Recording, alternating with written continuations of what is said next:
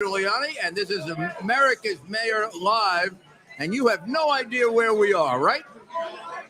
Looks kind of strange in back of you, and it may be a little harder to hear, but we're in a restaurant, and we're in a restaurant in Farmington Hills, Michigan. Farmington Hills, Michigan is a short way outside of Detroit, but a separate county, Oakland County, right? It's not, as Frankie is saying, New York, New York. I know you people in New York think everything is New York, New York, but it's not. There are places in the United States between New York and Los Angeles, and most of them are a heck of a lot nicer, to tell you the truth, than the way we've been lately. Witness the fact that everybody's leaving New York and Los Angeles because you keep stupidly voting Democrat. What's wrong with you? Not as bad as, of course, Chicago, that's voted Democrat for 55 years just to figure out how many people get killed every weekend. But we're going to change that, right? That's what we do on America's Mayor Live. We bring you the truth. We bring you what really happened that I bet you're not going to read about in the New York Times or the Washington Post, or same thing in the papers in Detroit, right? Detroit Free Press. Is that a left-wing? It's a flailing publication, sir. Would it be unfair of me to call it a left-wing automaton, rag? Certainly part of the fake news media that we've been up against. Okay, there you go. That's all I need to know. Part of the fake news media. So they're not gonna report what I'm gonna tell you right now, and then we're gonna get to our guests. They are not gonna report to you the massive cover-up that has been revealed by the two IRS whistleblowers, very high-level IRS agents, career IRS agents, and one of them in charge of the Hunter Biden investigation. The man in charge of the investigation, let me make it simple. The man in charge of the investigation says the damn thing was totally fixed in order to keep out any attempt to investigate the unbelievably clear criminality of our career criminal president, Joe Biden, and the rest of his family. Let me just list the things that they did. And I see our police chief is listening in, because he's going to be shocked when he hears this. These happen in a local police department. Any one of these things, the people go to jail. They go to jail. So September 2020, that's right in the middle of the election, right before the election, right at the time that I put out the hard drive. Yes, I put out the hard drive. Nobody else, me and Bob Costello. Didn't come from heaven. Didn't. In fact, for 16 months, they accused me of getting it from Russia, because they're a bunch of liars and because they wanted to defame me. But it didn't come from Russia. It came from John Mac Isaacs, and it is Hunter Biden's laptop, and it convicts Hunter Biden and his father of about 50 crimes. But on September 2020, unbeknownst to me, the Internal Revenue Service was investigating that. And the Internal Revenue Service had enough evidence for a search warrant of Joe Biden's house. And it was stopped by the Justice Department, by an assistant U.S. attorney named Leslie Wolf, who worked for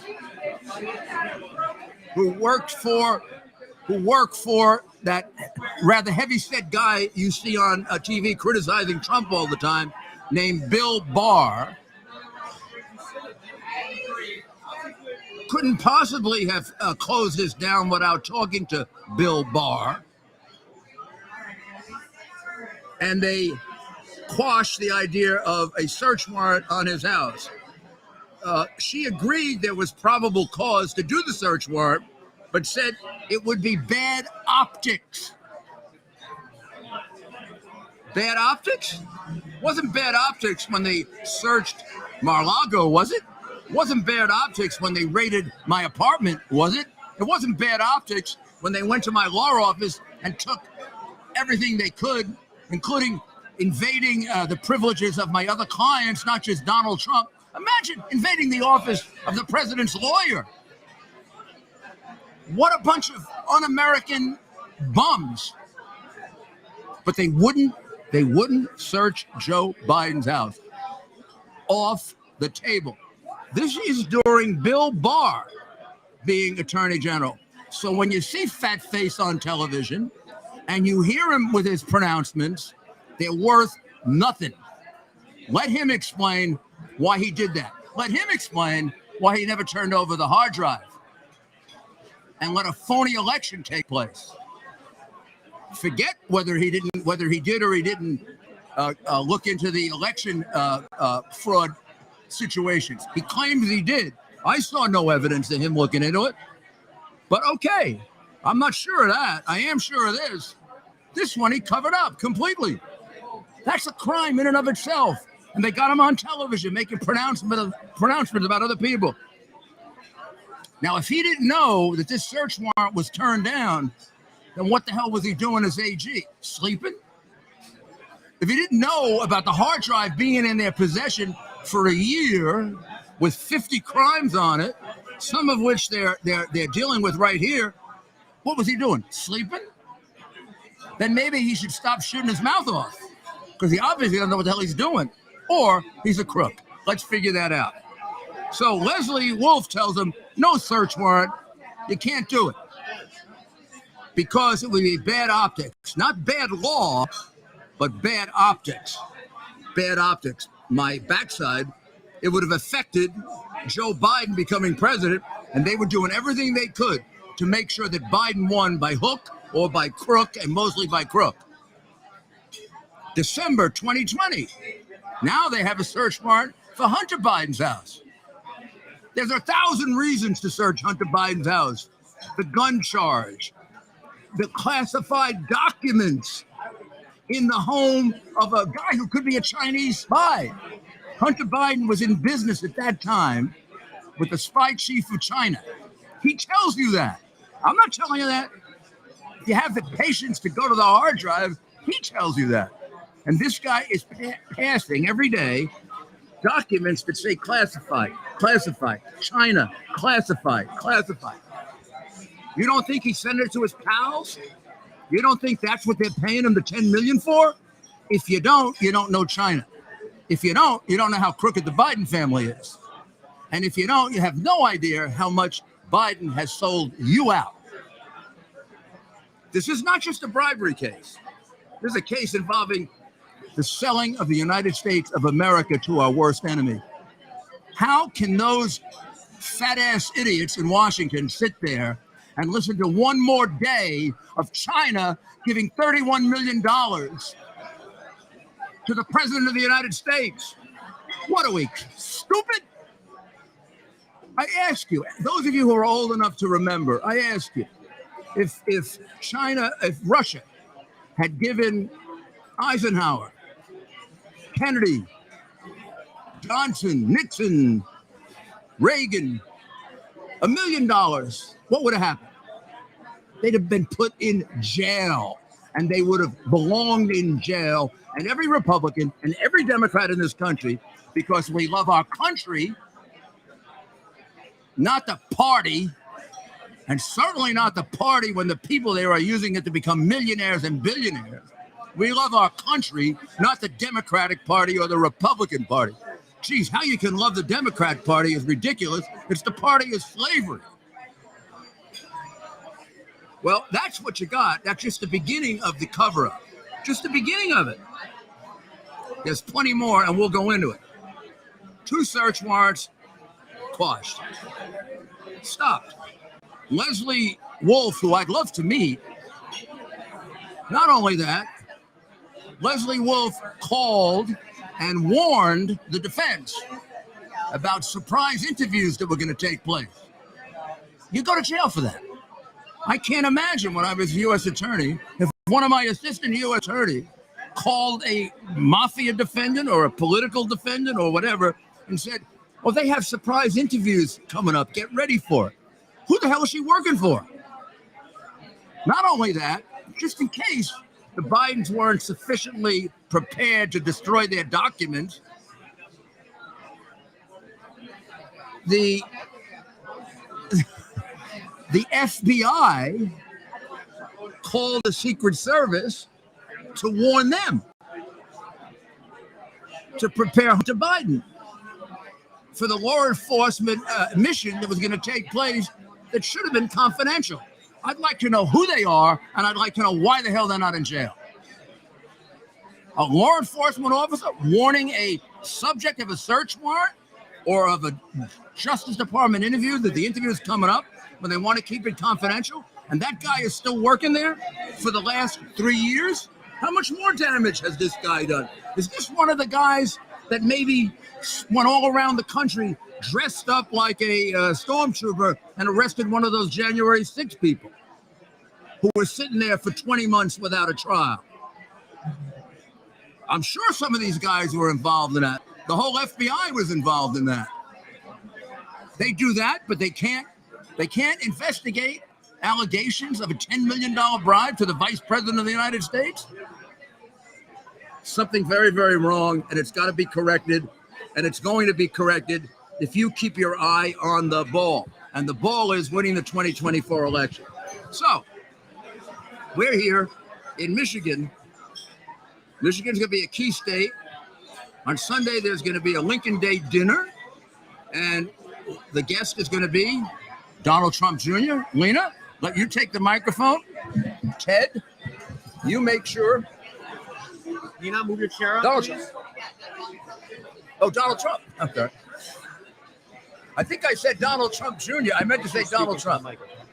Good evening, Mayor. It's such an honor to have you in the Motor City again. Welcome back. Well, let's have Ted set the stage a little bit. Ted, tell everybody where we are, and they're probably having a little trouble hearing, but we'll talk very loud. Tell them what we're doing. So, of course, we are alive in the great state of Michigan. In 2016, as we all know, this state decided the election. President Trump won it by just 10,000 votes. And we are currently outside of Detroit, about 25 minutes. Oakland County, Michigan. It's been considered a bellwether county for a number of election cycles. President Trump and Mayor Giuliani will be here Sunday night. The president is keynoting the Lincoln Day dinner. They're saying this may be the greatest and largest Lincoln Day dinner in history. And of course, the mayor will also be speaking. Lena's been on before, but remind everyone of Lena. And remind everyone of Lena. Of course. So we have our first guest this evening is a local business leader, and we could call her a community leader, a philanthropist, someone who gives back in so many ways. Lena Epstein also served as President Trump's chair for the 2016 campaign. Thank you, Lena. At a time when, she took some arrows, right, as a Harvard-educated business leader, for her to come out in support of the president when she did, then candidate Donald Trump. She definitely took some arrows, but she's strong, and she's with us tonight. She ran for Congress in 2018, and we expect her to continue to be involved, and she is exactly who we need of the show. And thank you, Ted. Lena is precisely who we need in Congress. This is a woman who runs one of the largest women-run businesses in the state and in the country. Yes, sir. And also has a great, passionate, legitimate, strong interest in making this a greater country, and a very good perspective on what needs to be done. So let me ask you, Lena, maybe we should ask a political question. So we'll have this dinner on Sunday. This is a swing state. He lost it. He won it. Yes. The first time, lost it the second time. It's in play right now. Probably thought of as one that would go to Biden. What kind of chance do we have? What kind of chance do we have as Republicans in general, and then Trump in particular? I'm feeling particularly optimistic about Michigan. Good. And as Trump's chairman back in 2016 for the state, I got to see firsthand the way that President Trump got to the hearts and minds of all of the union workers in the state of Michigan and their wives and their spouses. Good. And Donald Trump was able to speak to the hardworking man and woman that simply wanted to provide a nice life for his or her family. Mm-hmm. And so I'm seeing that same groundswell, that same passion. You were in the Motor City tonight where the first car was made. We still are very proud of our manufacturing sector. And it's still a big part of the economy, you told me before. Yes, it will continue to be. And President Trump, as a businessman and a job creator, he understood the importance of manufacturing and automotive in this region. So it's such an honor to have America's mayor in Detroit. Detroit loves Mayor Giuliani, and we hope that you reign and continue your important message for many years, sir. So, Lena, Wayne County, I unfortunately got to know Michigan after the election really well and the vote here, but Wayne County is a Democrat county. Mm-hmm. Now, Oakland County used to be a overwhelming Republican county. Yes. And now, how would you describe it? The late L. Brooks Patterson was the giant of Oakland County and one of my mentors. He was the Oakland County executive for years and held the county with a AAA bond rating when the markets crashed in 2008. We knew for many years that when Brooks passed or retired that we were headed for trouble. Yeah, among other things, this woman is quite an economist, but okay. Thank you. And our county is needing the next Brooks Patterson. We're needing the next rational business leader, centrist. Thank you. I think what's most exciting about having you here. Last one I did that with one. It's a certain kind of endorsement. You don't like say anything, you just go. What makes me excited tonight is that we have Mayor Rudy Giuliani, America's mayor, and his lovely partner, Dr. Maria Ryan, in Detroit. We are at the finest restaurant in town. It's bustling. This is workers. An Italian restaurant. But it also specializes in steak. An Italian steakhouse, which I will explain later, is a very traditional thing for the Italian people. And don't forget the salads. Yep. The salads. It's a wonderful business. We're very excited. We hope that your listeners will come and visit Michigan. Tourism is our third largest industry. And my goal is to give you and Dr. Maria a wonderful weekend, sir. I really enjoy Detroit and I enjoy Michigan. And I've been here a fair amount. I a long time ago represented the Ford Motor Company, and I kind of lived here on and off 2 years, litigating a case for them. So I got to know Detroit. That was back in the late 70s. It was when Ronald Reagan was running, my hero. But Lena is a tremendous resource for the party. It is a tough state because the union movement, the universities that have a liberal bent to them. But it is a state that kind of fits, in particular, Donald Trump. Even the trade issues are issues that people in Michigan understand better because they've been hurt by it. Yes. They've been hurt by the either incompetent or corrupt trade deals that have been made over the years before Trump. The union workers have loved Donald Trump, and Donald Trump worked so hard, just like you, sir. And Donald Trump is going to be here, and we're going to be here supporting him, and we're going to make sure that he wins again. I saw we won by 10,000 votes in Michigan in 2016. We work like hell. We did. This was his last stop. And Hillary Clinton never came once during the general. On before Election Day. Let's call it his first stop on Election Day. He got here after midnight. And up until that point, I don't think any president had ever campaigned beyond like about 10 o'clock on the eve of the election. But he was in New Hampshire, where Dr. Maria comes from, and she loves New Hampshire as much as Lena loves Michigan. He was in New Hampshire, and he got a call, and he had promised to come here, but he was running late. And when he was told how many people were here, everybody is sleeping at this point. The only one awake is him and me. Everybody's sleeping. He said, I have to go. I said, well, what time are you going to get there? about 1 o'clock. I said the election's over, but he said, "Oh, what the hell? Let's go." We had a great time. It was a miraculous night. I don't know. I think that's maybe why we won that. I remember waiting up till 3 o'clock in the morning, and the Detroit ballots weren't coming in, and we're sitting there. We're saying, with all the money we're putting into elections, shouldn't it flow smoothly and we have accurate reporting?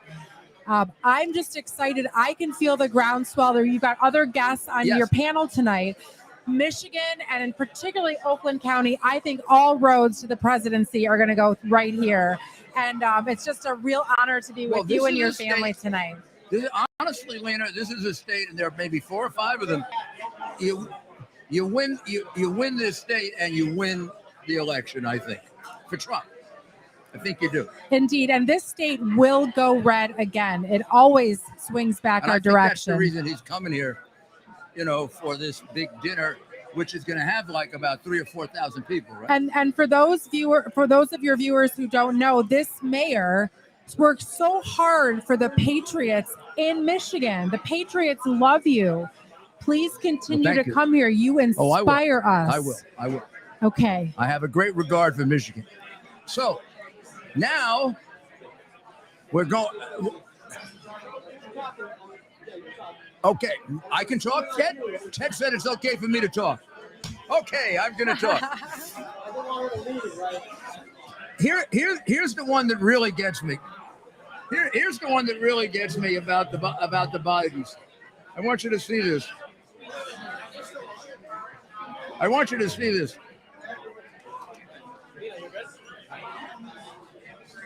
Look at this. Harry, I hope you can see that. Hold on. It says, FBI proves laptop real. Okay, now, I want you to remember, because I can remember when I revealed the laptop in September of 2020, I was immediately accused of having gotten it from the Russians.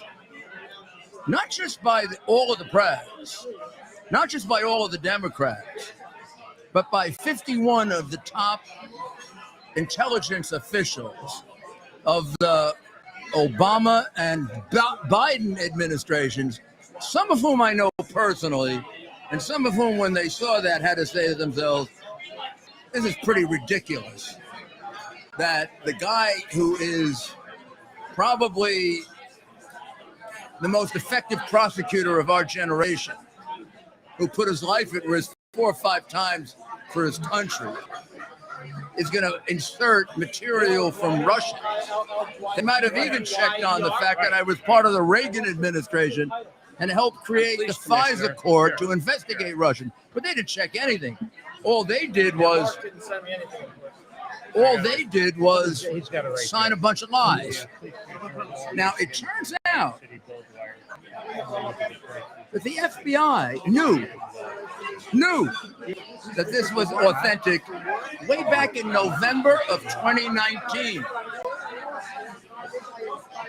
I revealed it because I got it then, because they were hiding it. I revealed it in August of 2020. So when I revealed it, and I was accused and my colleagues of being Russian operatives, not just quietly, but by every newspaper, 51 miserably lying, incompetent intelligence agents whose names should be taken out of the books or wherever the hell they were intelligence agents because they're massive liars. I was accused by Joe Biden right on national television during the debate using my... And Wray, who runs the FBI, and presumably Barr, who runs the FBI, the Justice Department, knew that they were lying about me and Trump. Oh, you want to know why I have no respect for fat face? That's one of the reasons why. And when I listen to him talk about Trump now, I say, what do they put a liar like that on TV? Because, first of all, he had to know about the laptop. By this time, he had to ask questions at least. He had to know it was verified if the FBI knew it was verified, unless he really sleeps all the time or they just lie to him all the time. I don't know. There is a possibility there. I'm not going to apologize to him for having called him a liar if he didn't know about it, because it proves he's a lazy bum. But he shouldn't have been in the Justice Department, and he should stop talking like an expert, because he is a disgraced attorney general. That's what he is. He's a disgraced attorney general. He is a disgrace to the department that I serve a lot more effectively than he ever did. Tell me his big case. I can tell you 20 of mine. Tell me what he ever did in the courtroom. I can tell you what I did. Did he take down the mafia? No. Did he take down the Teamsters Union? No. Did he put Nazis in jail? No. Did he ever stand up against anything that might cause him a little trouble in the Bushy world or in the Washington world? I don't know. It doesn't look that way. But shut your mouth now, because you're a disgraced AG. Now, they don't want to ask you because they protect you. It's outrageous you haven't been asked now for the last year. Did you know about the hard drive? But I'm asking you, Barr, did you know about the hard drive? And shut your mouth until you answer it. And go in front of Congress and answer it under oath. When did you find out about the hard drive? If you found out about it before the election, why the hell did you cover it up? If you found out about it afterwards, what the hell were you doing as Attorney General? But I don't think you get to spout off your opinions about a damn until you explain to us, Barr, did you know about the hard drive? Okay. Now, we have a legend of law enforcement with us, Bill Dwyer, legend of law enforcement. And he is the commissioner of the Warren Police Department, but he's served as commissioner of the Warren Police Department before. He's been an Oakland County commissioner, and he looked about 65. We'll get that right down there, Bill. No, right there's good. There we go. But tell you want to tell me your age? You want to just keep them guessing? Well, like I said, I've been in law enforcement for over 62 years. Okay, so, well, you can figure I it out. When I was 10. Now, I actually have him on not only because of his background in law enforcement, because I want to show everyone that just because you're of a certain age, you don't have to be like Joe Biden. Right. So tell us about the challenges you face now, Bill. Well, let me go back, first of all, when we met 46 years ago. Oh, my God, I knew he was going to say that 46 years ago. Because I was in charge of the narcotic division in Detroit, and I went to New York to study your mandatory sentencing on drug dealers. Speak up as loud as you can. So I went and visited you. We talked about your mandatory sentencing, where you started at 25 grams and you went up. So I came back to Michigan, and we went with the mandatory sentencing. It was started at 50 grams to 225, 225 to 450, and then 450 to 650, anything over 650, mandatory life. But we followed your lead, Rudy. We followed your lead. And that was many years ago. You actually did something we don't do now. You Right. put criminals in jail. Well, it was very disappointing because it was repealed by a governor here back in 1985 or so. So that was pretty disappointing. So now a drug dealer, the most they're going to serve here in Michigan is about 15 years. That's it. Doesn't matter if you got 10 kilos or 20 kilos of fentanyl, whatever it is. Does that hurt? That's why you got to take it federally. That does hurt. Well, tell us a little about your. I have Dr. Marie here. She's not on camera, but she follows fentanyl very, very carefully. Tell us a little about fentanyl and how that's figured into the complexity of what you do. Well, it's the deadliest drug we have out there right now. I went to Mexico undercover when I was with the Detroit Police Department Narcotics Division, and we got the brown heroin. We went from actually McAllen, Texas. We going back to the 70s now? Back to the 70s when brown heroin was the big thing. I go back to the 70s also. But it was. We went from McAllen, Texas to Reynosa to Monterey to Culiacan to Durango, and we got the lab. And that was a big deal. That was a Mexican connection. But fentanyl today is synthetic drug.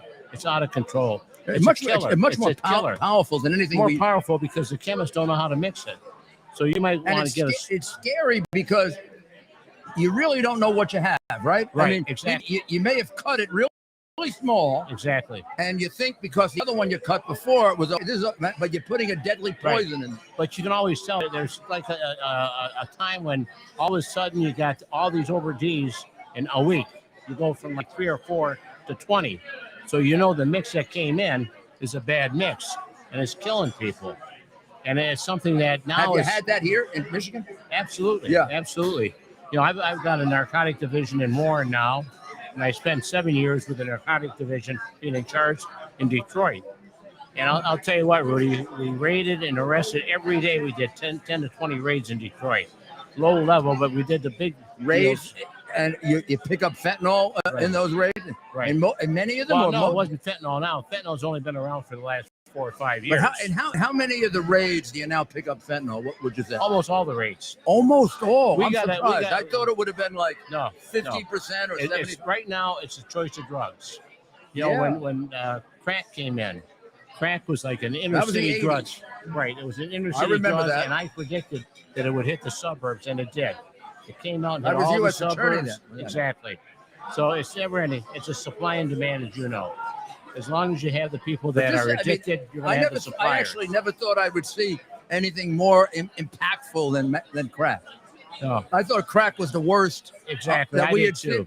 Right. This is crack is nothing compared to this, right? And you know, it's sad because I have always said there's a 3-prong attack: strong enforcement, rehabilitation, and education. Yeah, I quite 100%. We don't have, the government is not providing enough rehabilitation for the people that want to get into treatment.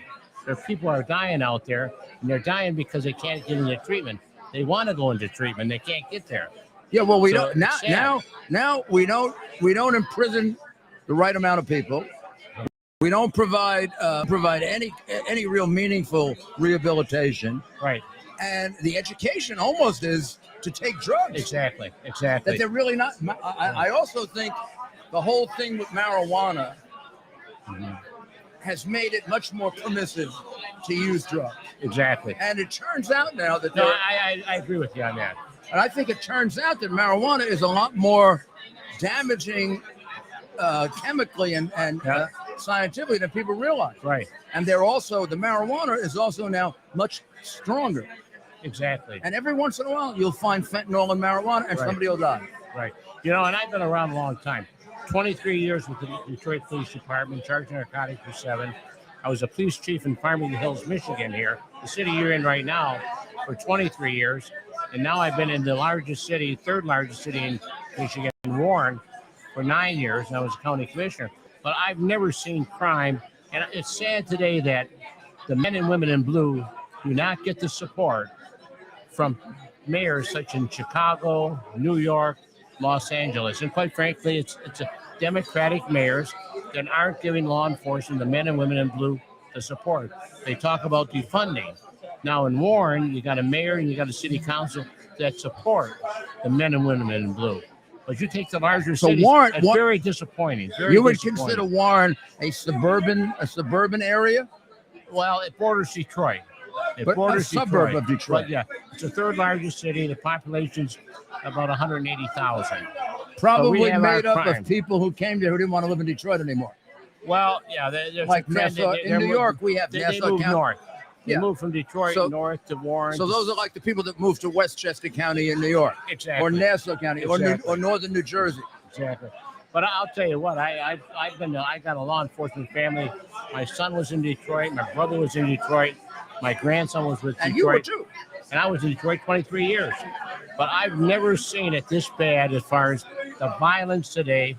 I've got a sweep going on now right in Warren, where in the last 3 weeks we've had a major sweep, and I'm going to announce it probably next week. We've arrested hundreds of people for all sorts of drugs, guns, and Warren is a safe city.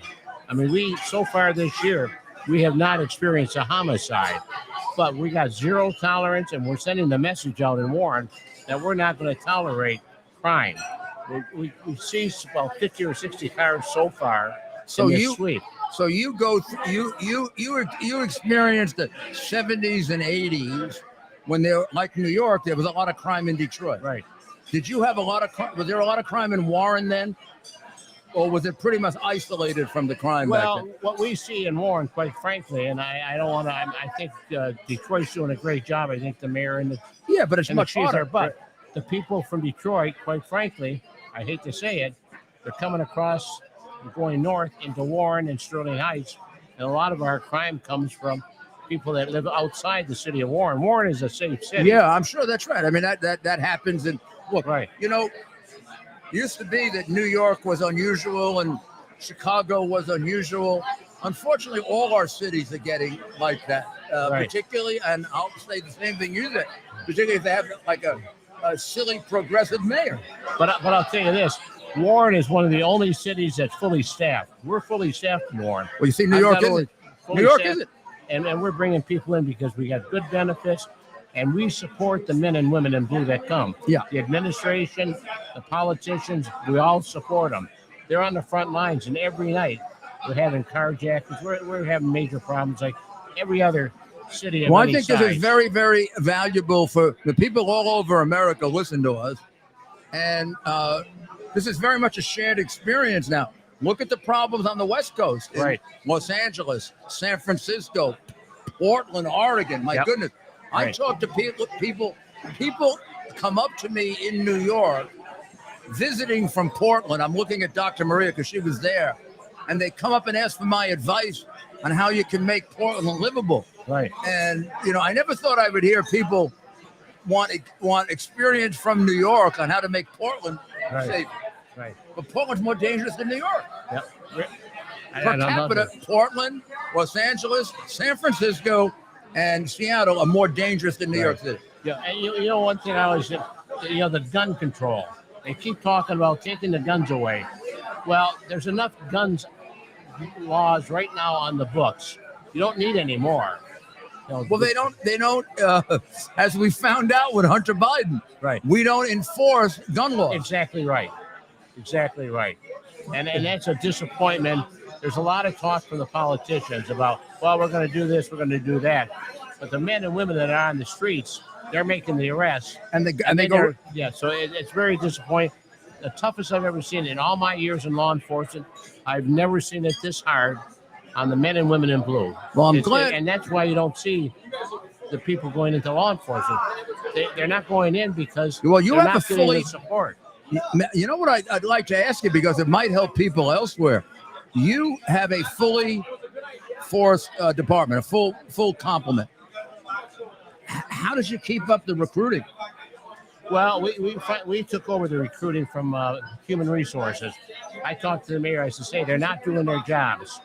So we came up with a program. We went outside civil service, and we're now only hiring those that are already police officers or in the police academy, and they go through the same screening, the same background, and we're getting quality people because the city where I'm at, Warren, offers a good package, great working conditions. So- but the key is that the officers know they got the support of myself as a police commissioner and the city I'm council sure and the you mayor. have a lot to do with it, Bill. Well, I've been around a long I'm time. sure you do, because it's like any other area to work for a very experienced guy. With you learn a lot. Right.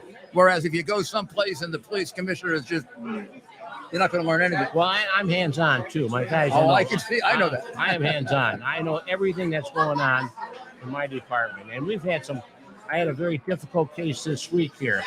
An officer using excessive force. It was an embarrassment to the entire department. A black guy. I suspended him. I'm having an employment hearing on him. But it takes one officer to make an entire department or the entire state. Gives them a black eye. And officers are out there, 99.5%, doing an excellent job, dedicated, professional, 24/7. And one officer that I had this week, I was on the news, national news this week, he hit a prisoner in a cell block. He was arrested, and it was brutal. I've never seen it be that bad before. I mean, you can't. But the you're men and but women in the the department. point that you make is so important, and police officers have to be told that over and over again. It's different than other situations. Right. When they do something really bad, other good, decent police officers pay for that. Right. That's exactly it. Now, in this Unfortunately, particular because the criminal element will come Right, after that. right. They shouldn't, but they do. Right. But you got to be in front of it right away. I got in as soon as that went down at 6 a.m. in the morning. Internal Affairs was on it at 7:45 a.m. I ordered the prisoner to be taken to the hospital. He wasn't seriously injured, but we know a lawsuit is coming.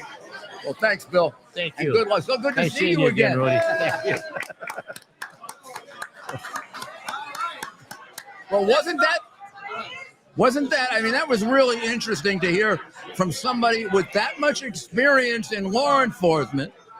And my goodness, first of all, he's completely on top of his game. He's 83, by the way, a little older than President, whatever we want to call him, the president who's covering up his crimes.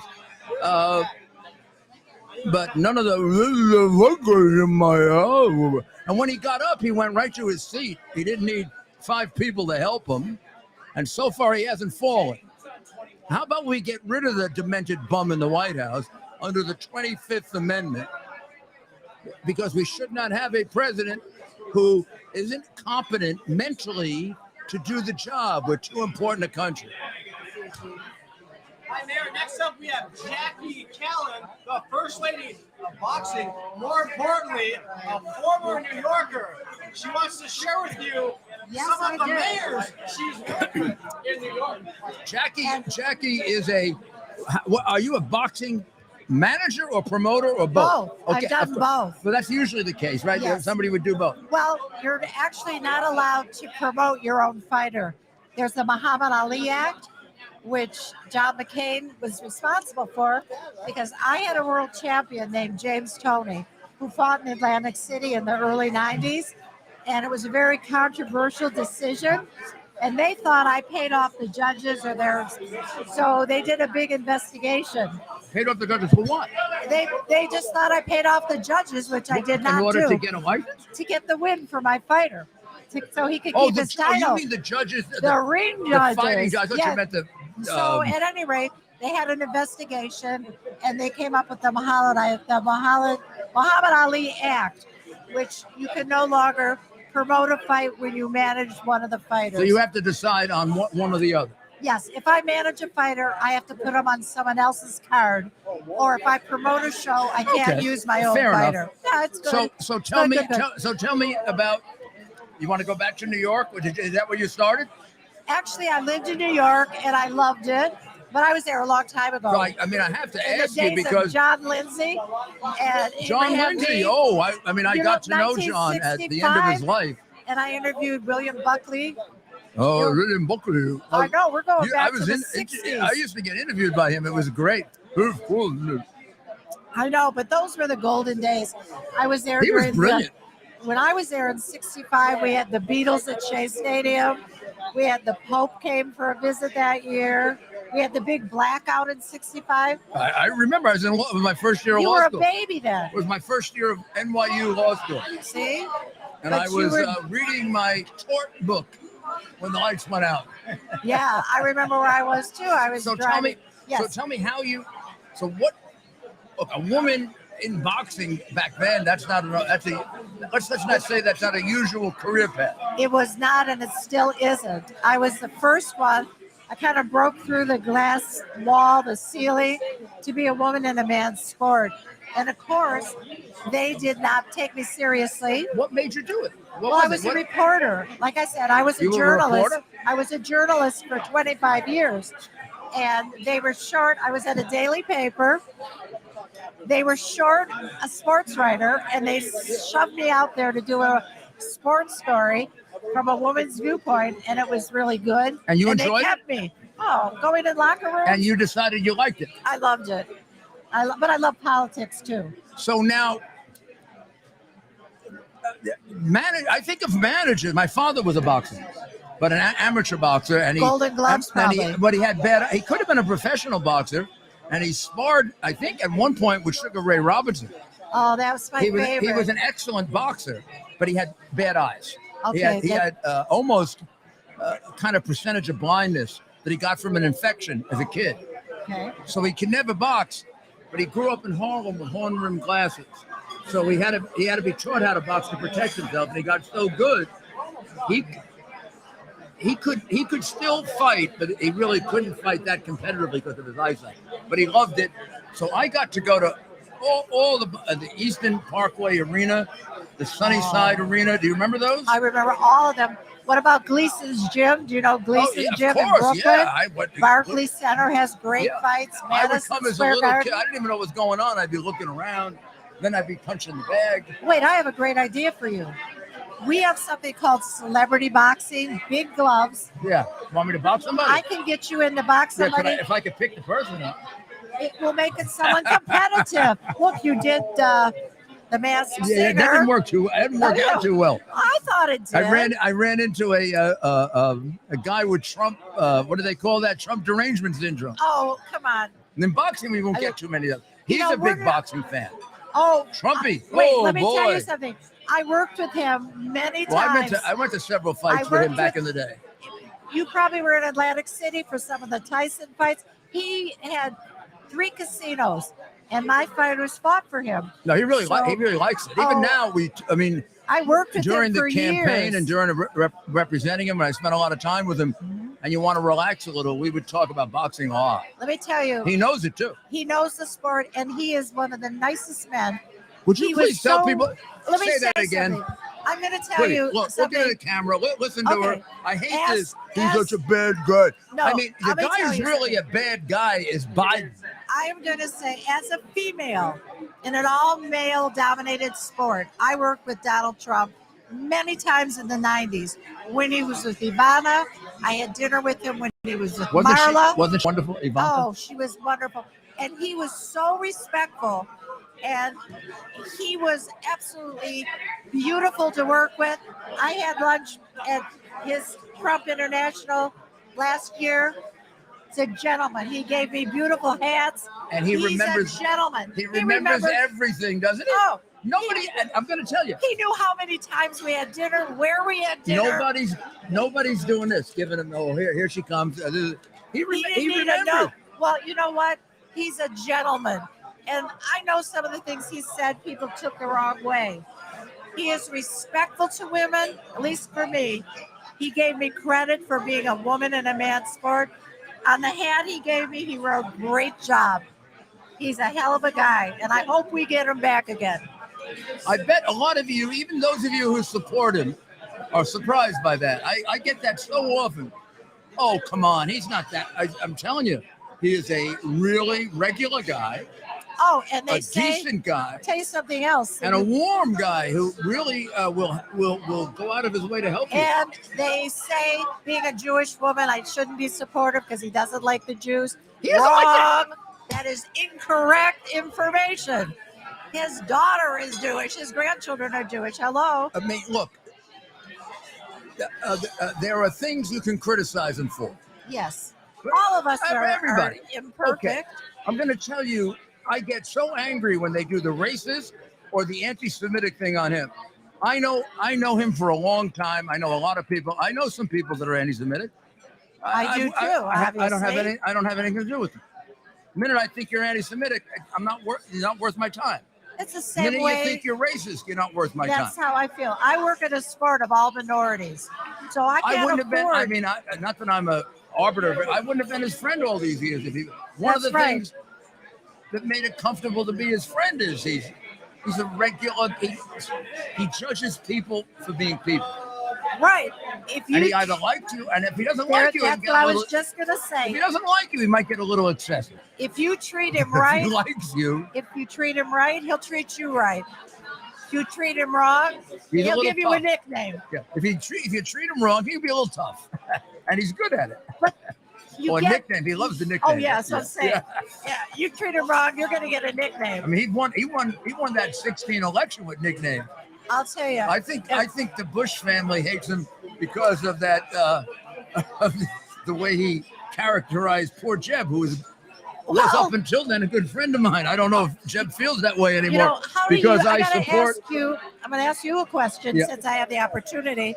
How do you see the next election go in your mind? How do you see it going? Right now. Yeah, today. We can only do it from today. Right. And if things change, my opinion will change. Right now, I see him as the Republican nominee for sure.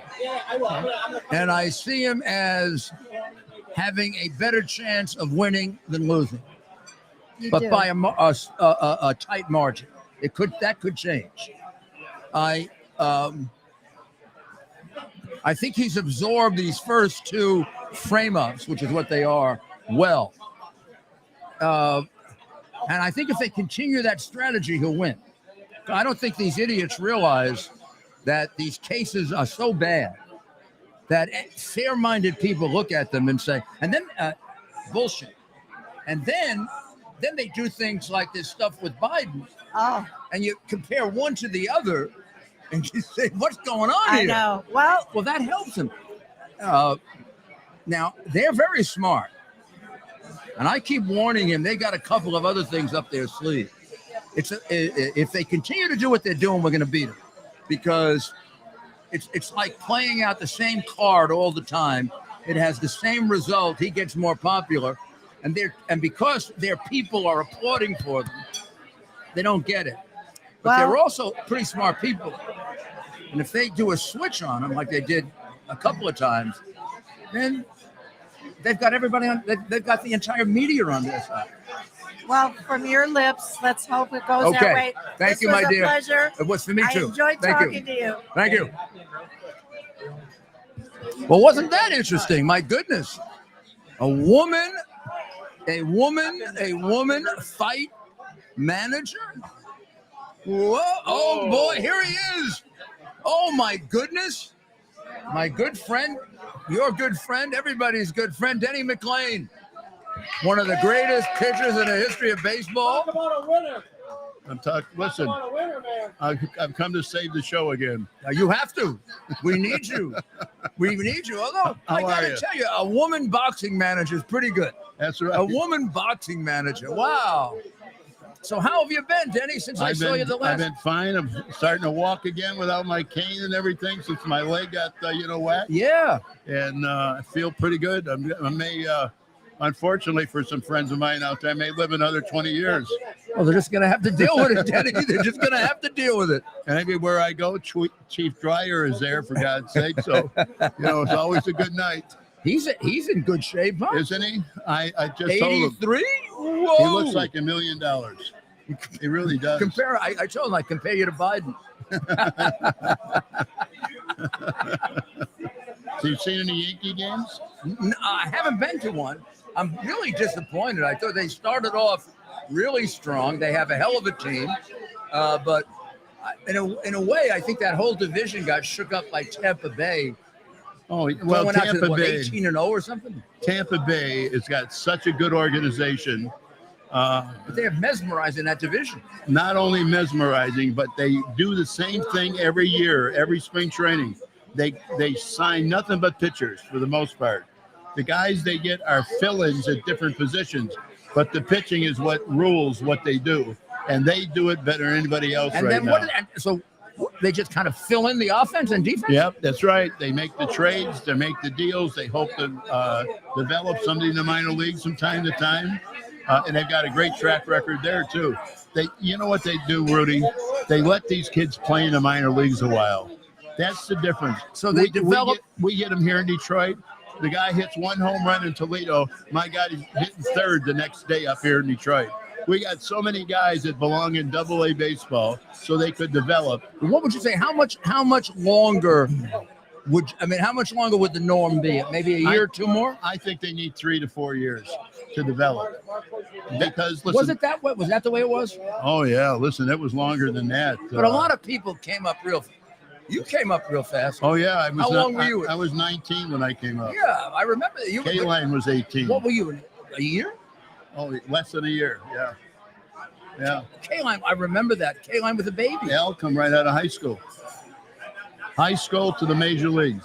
That is a difficult move. Yeah, well, you almost did that. Yeah. And then I think it's even harder for a pitcher. You know, I'll tell you. Do you think a pitcher needs more time in the? Yes, absolutely. I would think so, right? They got to learn how to throw a slider the right way so they don't destroy their arm.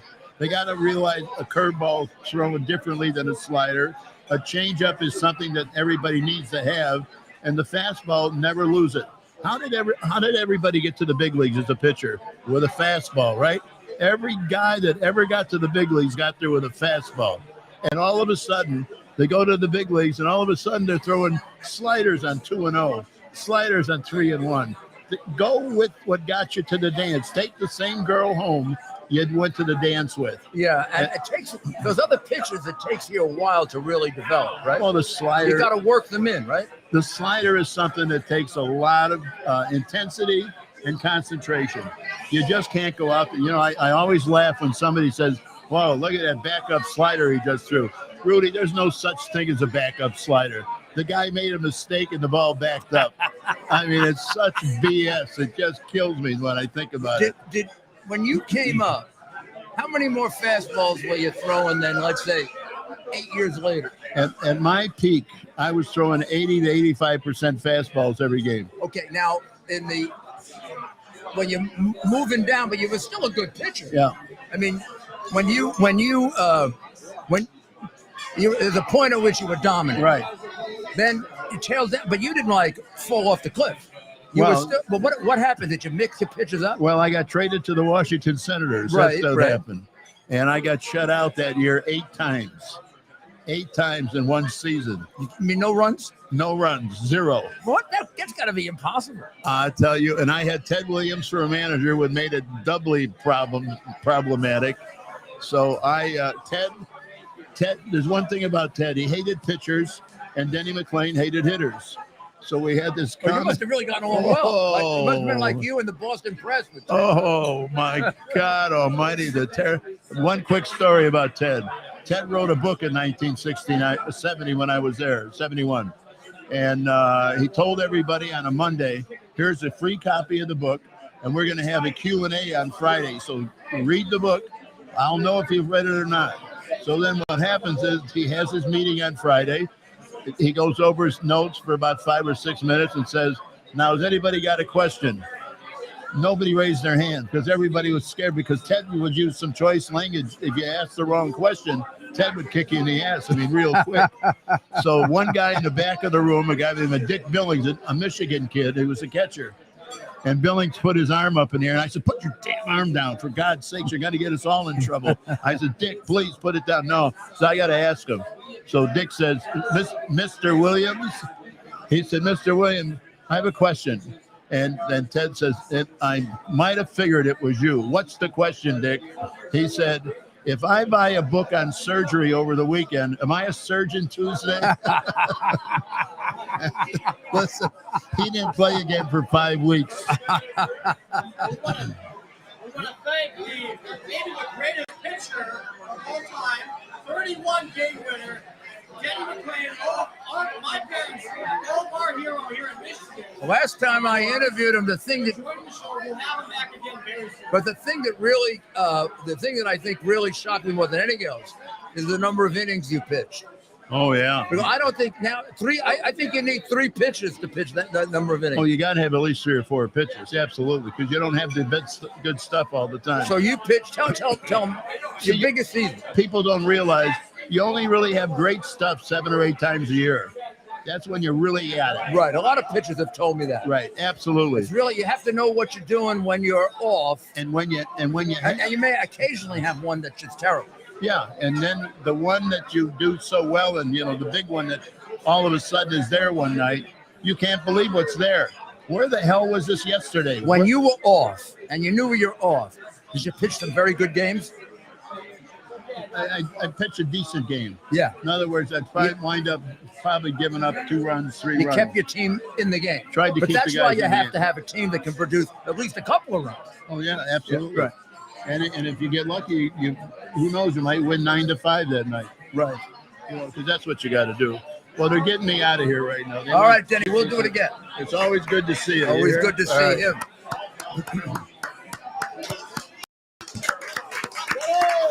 What about the ad? Did we do that? Well, don't. Why don't we do the ad and then I'll do him? America's Mayor. How are you? I'm great. Thank you for having We're us going to today. take a minute to do the faith and family, freedom and finance. Four things that we would do anything to protect. I trust the team at Kirk Elliott, PhD, Private Advisors, with providing the advice and sound strategies to take advantage of the inflationary pressures, the high interest rates, and the international challenges we face today. The Kirk Elliott team, with over 29 years of experience, shares our values and believes in people over profit. They can help you protect your finances from the big government policies that are out of our control. So what's in our control? The decision to act or not to act is within our control. I encourage you to act. Call Kirk Elliott, PhD, Private Advisors today. Start working with a team that will help you protect your retirement assets with gold and silver while sharing your desire to protect your faith, family, and freedom. Call them today, 720-605-3900. That's 720-605-3900, and tell them Rudy sent you. Or simply fill out a request for a free consultation at kirkelliottphd.com/Rudy. Republican County. And it probably is now a more competitive Republican County. We're back on. All right, we're back on. We introduced our guest, who is the chairman of the Republican Party, Vance Patrick. And I was asking him, this is a typical American suburb, one of the really great ones, a tremendous Republican stronghold 30 years ago, and now probably, what, back and forth, or Republican still? You're right, Rudy. It has slipped a little bit, but I'll tell you what, the Oakland County Republican Party, we are laser focused on getting back what I grew up in Oakland County. I grew up with the lower taxes, less government, and that, you did your own thing as a family. And where we are today, we had just had a transit tax that we passed for Oakland County, and we have a bunch of empty buses driving up and down Woodward Avenue. Why did we need to increase the transit tax? For more electric buses or something like that? Very, very similar thing in New York. Now, in New York, the last two elections at least, meaning the 22 election that involved the governorship, right, which we lost, but only by 4 points, which I thought we had a chance of winning, which is really a little crazy, right? We're winning back the suburbs. Like, we now have Nassau County is the closest suburb to New York. For the longest time, the Democrats had it. We just put in a Republican county executive. You can see a change. The counties that haven't flipped back, they're getting close. 2 points away, 3 points away. They used to be 10 points away. Trump won a couple of those counties. Lost a couple, won a couple. To win the state, you got to win them all. That's true. That's true. But the movement in the counties is in our direction. Yeah, we're looking at the way we're focusing this is, again, like I said before, going back to what it was like when we were kids. And Oakland County was a lot different. It was, again, like I said before, a lot less government, a lot more it was a safe place, and it's not as safe as it used to be, unfortunately. Yeah, I bet. But you're telling the story now of America. I mean, it's interesting. We're not isolated anymore. I could be talking to you in a suburb of Los Angeles, or a suburb of Dallas, Texas, or a suburb of Philadelphia. Same thing. Yeah. Well, I'll tell you, we're working late. We're working with the precinct delegates to get out the vote, to get the candidates across the finish line. We're again laser focused on bringing back Oakland County to the Republican. Do you have an election this year, or is this?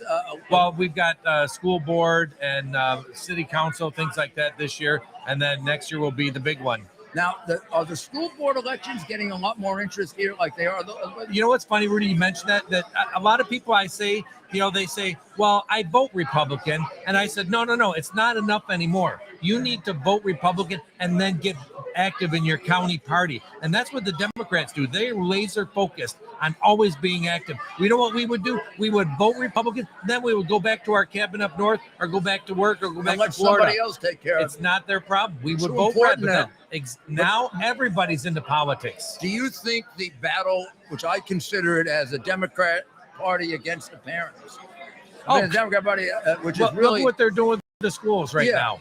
I mean, we just one of our schools in Troy, Michigan. you can't sit back. No. This Tracy, isn't even Democrat or Republican. This is about, are you going to let your kid get brainwashed or mutilated? well, Rudy, they just took away the AP classes because they said all kids couldn't be part of the AP classes. It's like the advanced placement classes, they got rid of them. Why?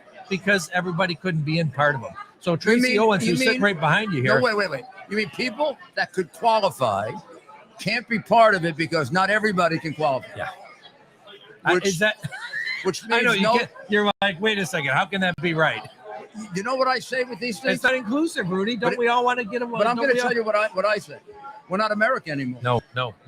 I think they have Biden and Obama have gotten their wish. They've gotten us closer to a socialist or communist country. Where's our striving to be better? Strive to be better rather than just But it also doesn't good make enough. any sense. I don't want to be good If, enough. I want to be the best. How about we did away with all professional sports because not everybody can play professional football? We all don't get a trophy. Or not, or the end of every game, every Tiger game, everybody's going to win. Yes. The Tigers win and the other team wins. Yeah, exactly. And then, Not just and then everybody gets in the World Series. I'm not sure if that's exactly how it works. People don't. I mean, doing that, Vance, we don't get people ready for life. Right. And then they have great disappointments Yeah. and depression and suicide and all the things that are happening to us. But I'm glad to see, are people getting more involved now individually? Absolutely. We've got, again, precinct delegates. The Oakland County Republican Party is out there recruiting people to get involved. And people are knocking on our door all the time, and they want to be involved in their county party. So it's exciting. Dr. Maria, you like that, huh? Yes. I appreciate She's a Republican from New Hampshire. Thank you for coming to Michigan. She knows a lot about the primary. Yes. Rudy, thank you for coming to Oakland Thank you, County. Vance. I truly appreciate it. I'll be back. I enjoy coming here, and I like Michigan a lot. I really appreciate America's mayor coming to Michigan. Thank you. Thank you very much. Thank you. Well, Mayor, what are some final thoughts as we close out another exciting week? Here in the Great Lakes state, the great state of Michigan. Well, my thoughts are, first of all, it is a place I'm very familiar with. I've been to Michigan a lot, Detroit in particular, but all over Michigan, Upper Peninsula as well. These are wonderful people. This is quintessential when they tell you that people from New York who go to Los Angeles think the rest of the country doesn't matter. Some stupid left-wing commentator said something about, well, they're just in middle America the other day, dismissing the opinion of people who think that the prosecution of Trump is political. By the way, it's not just the people in middle America. It's about 70% of the people in America. But keep getting it wrong, jerks. Keep getting it wrong. This is there's a lot of the core of this country in a place like Michigan. These are people who maybe because the pressures of a New York or a Los Angeles produce more mental whatever. These people seem to have more common sense in large numbers, and getting them back in the large numbers that Republicans used to have. It isn't. These places are still Republican or Republican competitive. A Republican, it isn't like New York where a Republican can't win. That's right. Ted can tell you, you get a good Republican candidate, they're going to win here. Used to be when you didn't have a very good Republican candidate, you won here anyway, like in the Democratic place. That's absolutely right, Mayor. And as you know, you were with the president, his final campaign stop in 2016. This state is winnable, especially if President Donald Trump is the nominee for Republicans. It's going to be fun to see him here on on Sunday. I believe you're going to be giving some remarks as well. Well, the last time he and I were both here was 1:30 in the morning on the day of the election in 2016. If we go back to November 2016, what does that? What kind of feelings does that bring to you, Mayor, when you think of Well, that? I thought he was going. I know people had different feelings. I left the last day of the campaign, not sure, but I was one of the people that thought he was going to win. And I think you did too, Dr. Right? Yeah, You thought he was going to win in 2016. Yeah. We saw not everybody did, Mayor, but you were early on that. And again, we're here in Michigan. Well, we had a great time tonight. On Sunday at 10, Dr. Maria is warming up in the bullpen here. Jenny McLean is working with us. She's right off screen. And she and I will do Uncovering the Truth from Michigan. We'll get into a little more detail on the cover-up of the century, or maybe the cover-up, the biggest cover-up on our history. I think it will eventually be that. And other issues. Uncovering the Truth has a great format. You really have to watch it on WABCRadio.com. I really ask you to listen to what Mr. Elliott said, please. Give him a call. And also, mypillows.com. Don't forget them. /Rudy. It'll rip us, and it'll particularly help us if you go to Twitter and you subscribe and become a super follower. A super follower. They've changed it from subscriber to super follower So within the last week, Mayor. You'll be a super follower, and then we'll be able to, we have a lot of additional content for you, and then we'll be able to figure out additional incentives, okay? So we'll be back on Monday night. God bless Michigan. God bless Michigan. America. And God bless Mayor Rudy Giuliani. Please.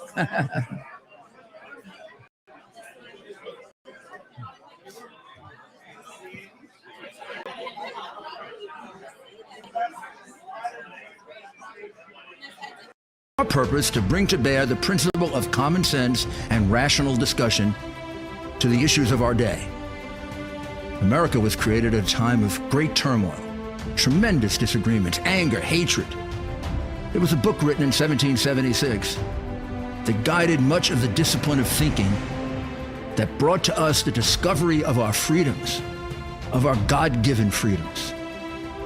It was Thomas Paine's Common Sense, written in 1776, one of the first American bestsellers, in which Thomas Paine explained, by rational principles, the reason why these small colonies felt the necessity to separate from the Kingdom of Great Britain and the King of England.